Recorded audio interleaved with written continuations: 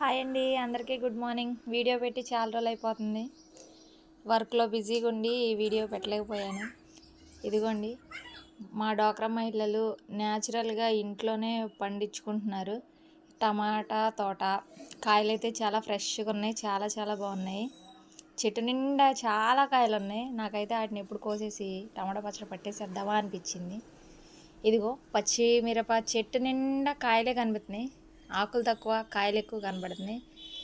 చాలా చాలా ఫ్రెష్గా ఇట్లా న్యాచురల్గా మీరు కూడా మీ ఇంట్లో పండించుకుంటే బాగుంటుందండి.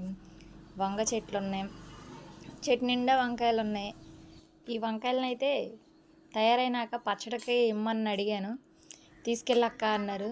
వీటితో పచ్చడి పడితే చాలా టేస్టీగా ఉంటుందండి. ఎందుకంటే ఎట్లాంటి ఎరువులు వేయకుండా మన ఇంట్లోనే పండించుకున్న కాయలు కదా. టమాటా చెట్లు అయితే ఇంకా తయారు కాలేదండి. ఆడవాళ్ళకి ముందుగా పువ్వుల మీదకి వెళ్తాయి కళ్ళన్నీ ఎక్కడ చూసినా కూడా. ఇగో ఈ చెట్లు పువ్వులన్నీ కోసి మా పాపకైతే పూల జడ వేసాము పుట్టినరోజు నాడు. కనకాంబరం పూలతో పూల జడ ఒకసారి వీడియో పెడతాను చూడండి. ఇగో మా బుడదైతే తెగ తిప్పేసేసుకుంటుంది ఆ పూల జడతో. వీడియో ఎందుకులే లాంగ్ అయిపోద్దని ఫొటోస్ మాత్రమే పెట్టాను. వీడియోకి అయితే పోజులు బాగా ఇస్తుందండి. అమ్మ నన్ను అలా తీయి ఇలా తీయి అని చెప్పి వెరైటీగా ఇగో డాన్స్లు వేస్తూ ఉంది. వాళ్ళ నాన్న వీడియో తీస్తూ ఉన్నాడు వాళ్ళ అక్కను. మా ఇంట్లో స్టైల్గా ఉండేది ఎవరంటే ఇగో మా బుడద మాత్రమే. తెగ డాన్స్లు వేసి నీరసం అయితే వచ్చేసింది. ఫోటోలు పోజులు ఇవ్వలేకపోతుంది.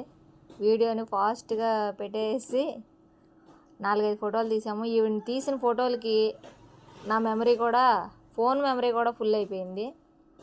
మళ్ళీ నా మెమరీ అంటే నా మెమరీ అనుకుంటారు. వీడియో నచ్చితే లైక్ చేయండి.